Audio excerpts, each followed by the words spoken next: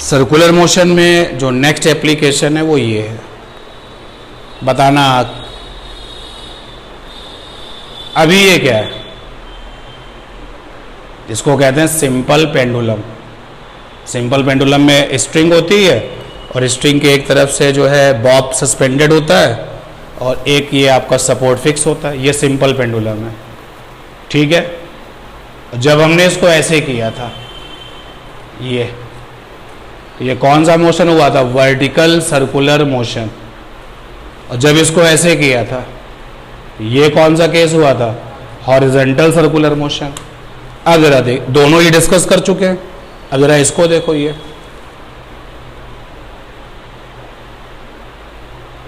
क्या है?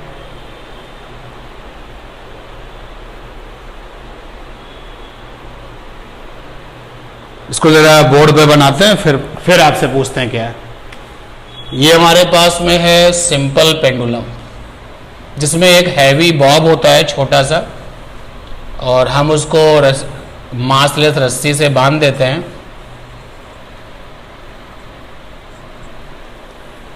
ये बन जाता है वर्टिकल सर्कुलर मोशन, यानी कि इससे हमने वर्टिकल सर्कुलर मोशन भी किया, डिस्कस किया। इसी से आया था हॉरिजॉन्टल सर्कुलर मोशन, दोनों ही डिस्कस हो चुके हैं। बट अभी जो नेक्स्ट केस आपके सामने हम लाए हैं वो ये है। जरा उसका पिक्चर देखिए, फिर बताइए क्या हो रहा है।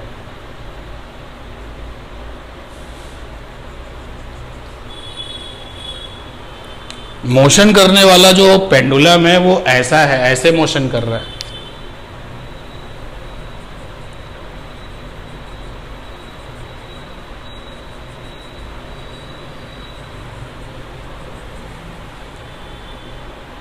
इस तरीके से मोशन हो रहा है।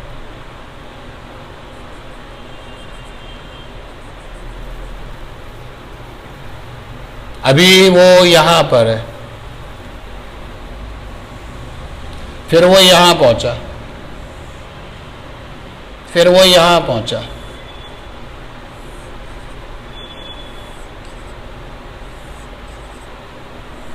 तो मोशन करने वाले पेंडुलम ने क्या बना लिया?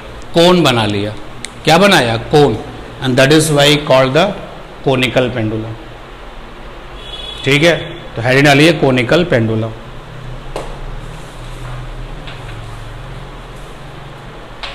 कोनिकल पेंडुलम, ये हेडिंग है।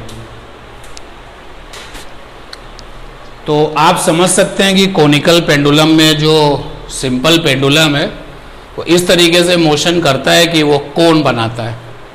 ये सपोर्टिंग डायग्राम है, real picture. This one is real picture.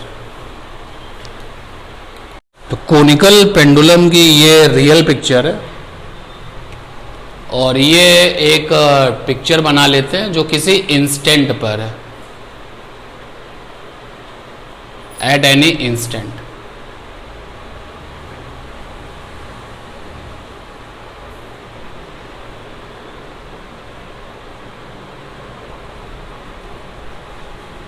मान लेते हैं कि पेंडुलम एट एनी इंस्टेंट यहां था।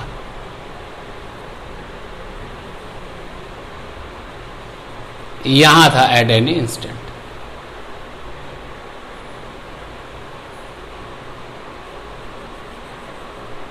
किसी इंस्टेंट पर यहां था। कौन कौन से फोर्सेस लग रहे होंगे, पहले फोर्सेस दिखा देते हैं। तो स्ट्रिंग पे टेंशन होगा। टेंशन कैसे दिखाते हैं सिखा चुका हूं, बता चुका हूं।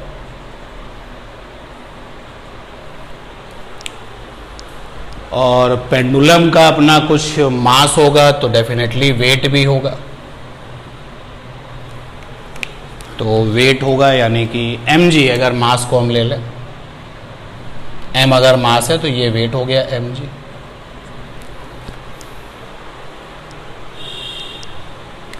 केवल अगर हम पेंडुलम की ही बात करें कि only the forces over the pendulum, तो वो वाला डायग्राम भी देखिए।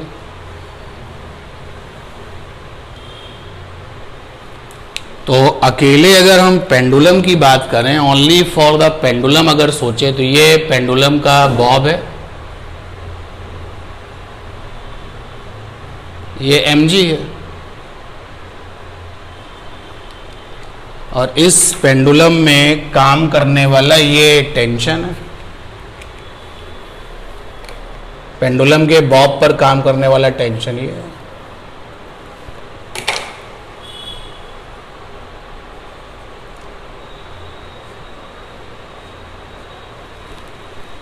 और कोई फोर्स है पेंडुलम पर?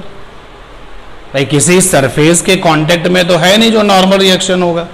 पेंडुलम पर यही दो फोर्सेस लगे हुए हैं। अगर सपोज दैट कि ये एंगल थीटा है, तो ये अगर थीटा है, मेन पिक्चर में भी हम देख सकते हैं, तो अल्टरनेट के रूल से ये कितना हो जाएगा, ये भी थीटा हो जाएगा। यहां इस वाले डायग्राम में भी दिखा देते हैं।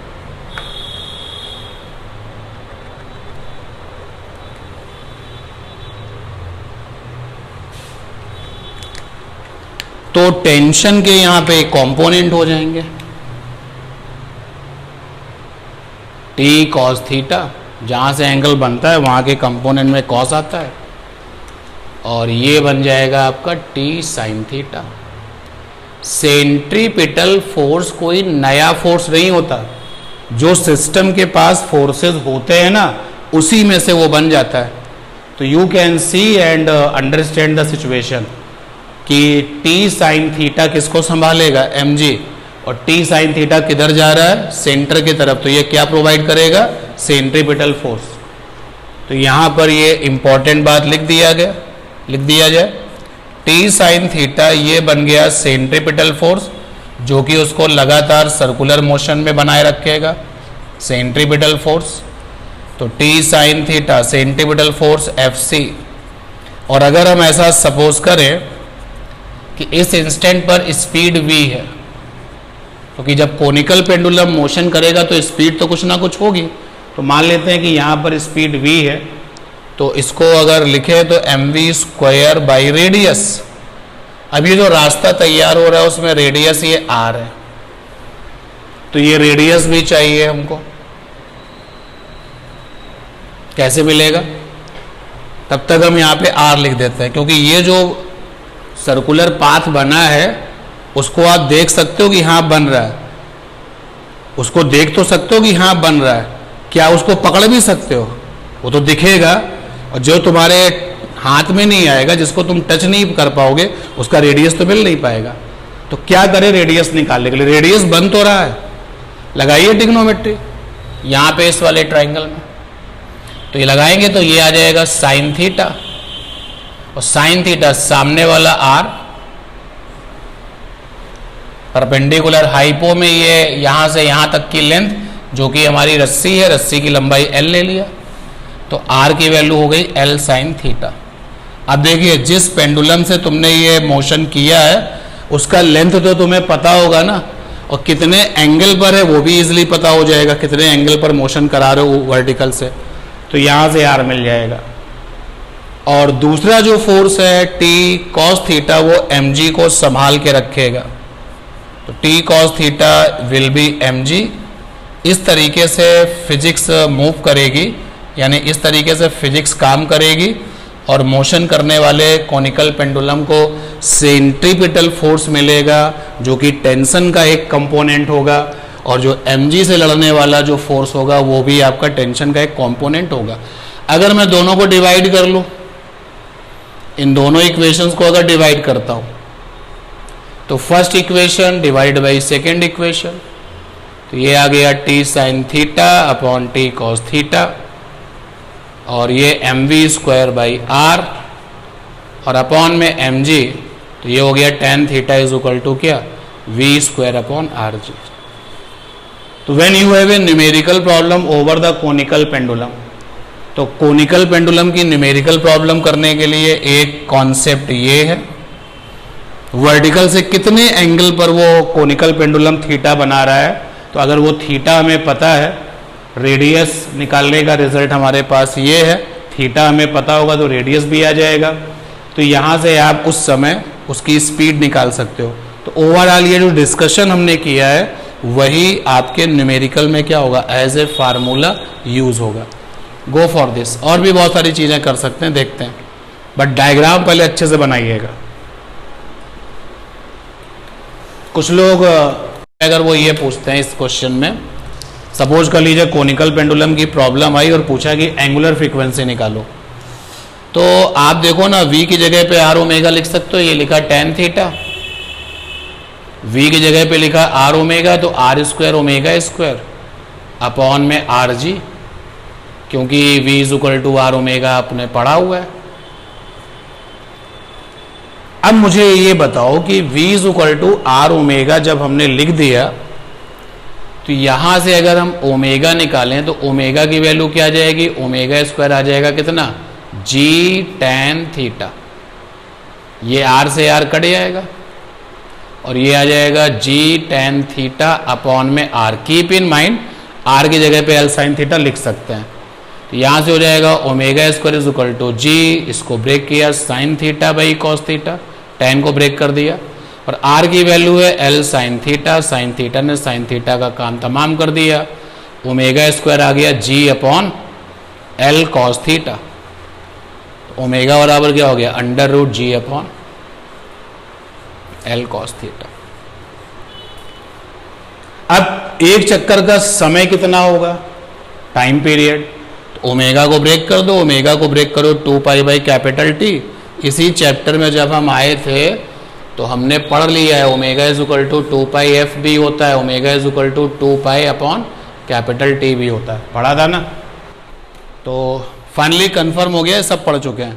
तो ओमेगा को हम ऐसे फ्रीक्वेंसी के टर्म्स में और कैपिटल टी के टर्म्स में, तो यू कैन सी कि आप कैपिटल टी भी निकाल सकते हो, जी अपॉन एल कॉस थीटा।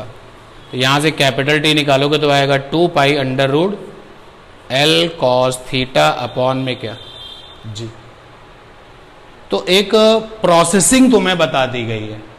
और कोनिकल पेंडुलम कोई ऐसा बहुत हैवी पेंडुलम तो है नहीं, ना ही बहुत टिपिकल सा है। तो अगर आपको रिजल्ट इसके याद हैं, तैयार हैं, तब तो आप क्वेश्चन हिट कर सकते हैं, नहीं तो टाइम लगेगा बनाने में। अब जैसे यहीं पर देखो बहुत सारी बातें रह गई जो लिखाना पॉसिबल नहीं है। अगर हम पहली इक्वेशन और दूसरी इक्वेशन को स्क्वायर करके प्लस कर दें तो लेफ्ट हैंड में टी स्क्वायर बाहर आ जाएगा, अंदर sine square cos square theta क्या हो जाएगा 1। तो यहाँ से T square is equal to आ जाएगा F C square plus M G square, तो टेंशन आ जाएगा। तो प्रोसेसिंग बता दी गई है, आप इस प्रोसेसिंग का यूज करके आप कोई भी न्यूमेरिकल कर सकते हैं। बट मान लो एग्जाम में आया कि सिंपल पेंडुलम का टाइम पीरियड बताइए, आप जा रहे हैं प्रोसेसिंग से क्या होगा, फार्मूला निकालोगे, और कोई स्टूडेंट बैठा हुआ है ये लेके T is equal to 2 pi L cos theta by g, तो वो टाइम जल्दी कर लेगा ना, क्वेश्चन अपना जो है करने में टाइम कम लेगा, और तुम प्रोसेसिंग में फॉलो करोगे। तो कुछ चीज़ें बहुत कॉमन है, जैसे कि ये वाला बॉक्स हर किसी को रटा हुआ है, टंग टिप पे रहता है, कोनिकल पेंडुलम में ये सबको रटा हुआ है, r is equal to l sine theta, everyone knows, जो भी सीरियसली तैयारी हो रहा है। और अगर आपको कैपिटल टी है तो ओमेगा मिल जाएगा, ओमेगा है तो क्या मिल जाएगा, कैपिटल टी। अपडेट कर लीजिए।